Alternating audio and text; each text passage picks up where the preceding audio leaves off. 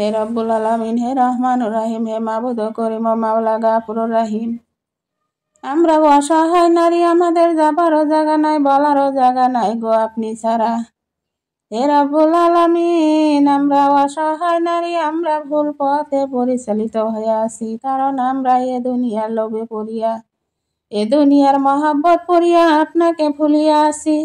হে রব্বুল আলামিন, আমরা টাইম মতো নামাজ কায়েম করি না, আমরা কোরআন তেলাওয়াত করাত অবহেলা করি। হে রব্বুল আলামিন, আমরা যাতে নামাজ কায়েম করতে পারি, কোরআন তেলাওয়াত করতে পারি, তার জন্য আমাদেরকে তৌফিক দান করেন।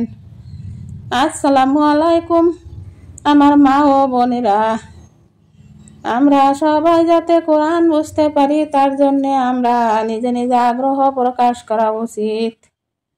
আমি আমার মা বোনদেরকে বলতে চাই, যদি কেউ বাংলা ভাষায় এক্সপার্ট হন তবে বাংলা অনুবাদের কোরআন স্টাডি করুন। কেউ যদি অসমীয়া ভাষা পছন্দ করেন তবে সে আসামিজ অনুবাদের কোরআন পড়ার জন্য চেষ্টা করুন। আর বর্তমান যুগের ছেলে মেয়েরা তারা বেশিরভাগ ইংলিশ মিডিয়ামে পড়ে। আমি সে ছেলে মেয়েদেরকে বলবো, তোমরা যদি বাংলায় আসামিজ কষ্ট পাও তাহলে তোমরা ইংলিশ ভাষার কোরআন কিনে নিয়ে স্টাডি করো, কারণ এ কোরআনের ভিতরে কি আছে আমরা সেটা বোঝা একান্তই দরকার। কারণ আমরা যদি কোরআন না বুঝি তাহলে আমরা ভুল পথে পরিচালিত হয়ে থাকবো লাস্টে একদিন আমাদের বিপদ হবে, কারণ আখেরাতের দিন আমার আল্লাহর সামনে আমাদেরকে দাঁড়াইতে হবে। আসুন আমার মা বোনেরা, সূরা আন-নিসায় এই যে আমার আল্লাহ বহুত সতর্ক বাণী আমাদের জন্য করেছেন, তাই আমরা অল্প আলোচনা করি। আসুন, আমার আল্লাহ বহু সতর্ক করে বলেছেন, তোমরা ইতিমদের মাল ইতিমদেরকে ভালোভাবে সুন্দরভাবে বুঝিয়ে দাও। ইতিম শিশুদের অধিকার আদায়ের ব্যাপারে বহুত তাকিদ করা হয়েছে এবং তাদের অধিকার সংরক্ষণের বিধান আমার আল্লাহ জারি করেছেন। এই সূরার আরম্ভণীতে আত্মীয়তার সম্পর্কে গুরুত্ব সহকারে কথা বলা হয়েছে। আত্মীয় স্বজনের সাথে সম্পর্ক কথাটা আল্লাহ তাআলা ব্যাপকভাবে বুঝিয়েছেন। এই আয়াতে আল্লাহ তাআলা সব রকমের বা সব ধরনের সম্পর্কের আত্মীয়র কথা বুঝিয়েছেন। এই আয়াতের শেষ অংশে মানুষের অন্তরকে আত্মীয় স্বজনের অধিকার আদায়ের ব্যাপারে এইভাবে বলা হয়েছে, আল্লাহ তোমাদের ব্যাপারে খুবই সচেতন ও পর্যবেক্ষণকারী। আমরা যা করি আল্লাহ সেটাও দেখেন, আর যা ভাবি সেটাও দেখেন। আল্লাহ তাআলা অন্তর্যামী। আমরা যদি সমাজে মান সম্মান পাওয়ার জন্য বা আত্মীয় স্বজনের মান সম্মান পাওয়ার জন্য, তাদের দেখানোর জন্য তাদের সাথে ভালো ব্যবহার উপরে করি, আমার আল্লাহ তাআলা সেটাও দেখেন বা বুঝেন। আর সেই ব্যবহার আমার আল্লাহর কাছে কোনো মূল্য নাই, কারণ আল্লাহ অন্তর্যামী, আল্লাহ চতুরালি ঘৃণা করে। এই আয়াতগুলোর মধ্যে ইতিমের অধিকার সম্পর্কে বলেছেন, ইতিমের অধিকার। তারপর পবিত্র কোরআনে এই সূরা আন-নিসায় বলা হয়েছে, ইতিমদের ধন সম্পদ ইতিমদের নিকট পৌঁছে দাও। এই বাক্যর দ্বারা বোঝা যায় যে ইতিমের মাল সম্পূর্ণরূপে সংরক্ষণ করা এবং ইতিম বালেক হলে যথাসময় বা উপযুক্ত সময়ে তার নিকট তার সম্পত্তি স্থানান্তর করা। এখানে সম্পদের হেফাজতের কথাও বোঝানো হয়েছে বা আমার আল্লাহ বুঝিয়েছেন। মেয়েদের অধিকার সংরক্ষণের ব্যাপারেও এই আয়াতগুলার মধ্যে আমার আল্লাহ বুঝিয়েছেন। জাহিলিয়াতের যুগে ইতিম মেয়েদের সম্পদের অধিকার চরমভাবে ক্ষতি করা হতো। যদি কোনো অভিভাবকের অধীনে কোনো ইতিম মেয়ে থাকতো, আর যদি তারা রূপসী হতো আর ধন সম্পত্তিও থাকতো, তাহলে সেই ইতিম মেয়েটি নামমাত্র দেনমোহর দিয়ে নিজে বিয়ে করত বা তাদের সন্তানদের সাথে বিয়ে দিয়ে দিত। অবশেষে তাদের সম্পত্তি নিজেরা আত্মসাৎ করত। তারা ইতিম মেয়েদের অধিকারের ব্যাপারে চিন্তাও করত না। আবার এই আয়াত কয়টির মধ্যে নাবালেকের বিয়া প্রসঙ্গে আমার আল্লাহ সতর্ক করেছেন। এই আয়াতে ইতিম মেয়েদের বৈবাহিক জীবনের যাবতীয় অধিকার সংরক্ষণের উপরে বিশেষ গুরুত্ব আরোপ করা হয়েছে। সাধারণ আইন কানুনের মতো তা শুধু প্রশাসনের উপর ন্যস্ত করার পরিবর্তে জনসাধারণের মধ্যে আল্লাহর প্রতি ভয় ভীতির অনুভূতি জাগ্রত করা হয়েছে। আসুন এখানে কি বলা হয়েছে শুনি। আমার আল্লাহ তাআলা নাবালেকের বিয়ে সম্পর্কে বলেছেন, যদি তোমরা ইনসাফ করতে পারবে না বলে মনে করো তাহলে ইতিম মেয়েদেরকে বিয়ে করবে না। যদি ইনসাফ করতে না পারো এমন ক্ষেত্রে অন্য মেয়েকে বিবাহ করে নিবে। এই কথা বলার সাথে সাথে সরকারের দায়িত্বশীল ব্যক্তিদের দায়িত্বর কথাও স্মরণ করে দিয়েছেন, যাতে ইতিম ছেলে মেয়েরা তাদের অধিকার থেকে বঞ্চিত না হয়। সুবহান আল্লাহ, আমার আল্লাহ কত মহান, কতই না কল্পনা, কতই না চিন্তাধারা।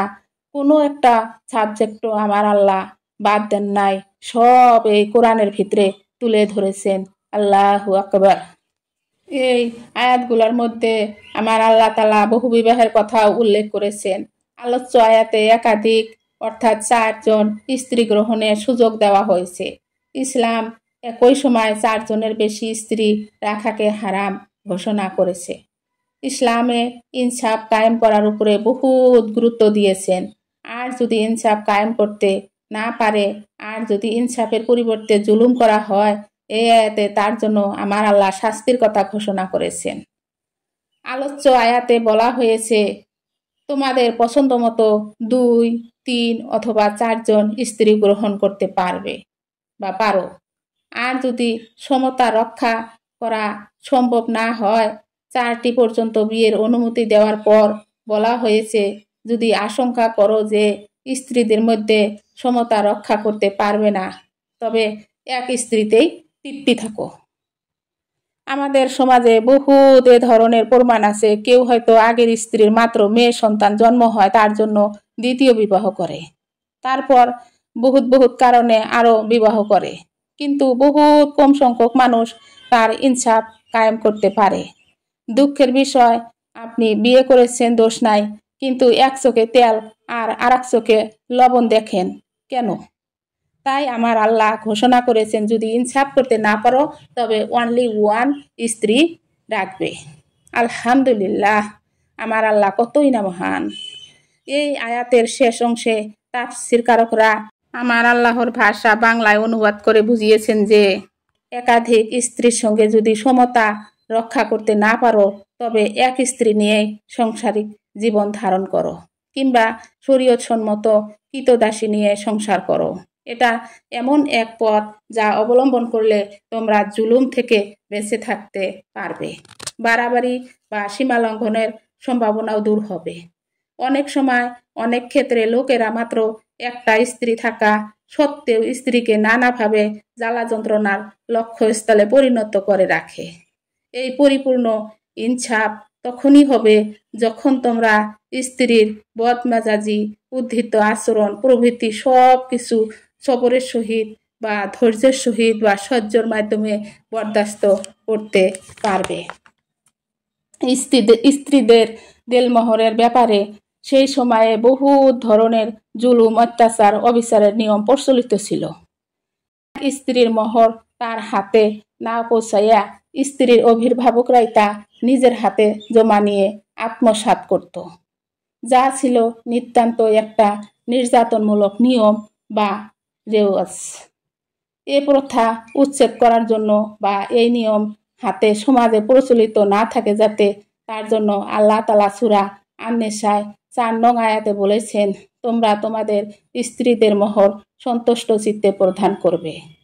যদি স্ত্রী খুশি মনে তোমাদেরকে কিছু ছেড়ে দেয় তবে তোমরা তৃপ্তি ভরে তা ভোগ করবে।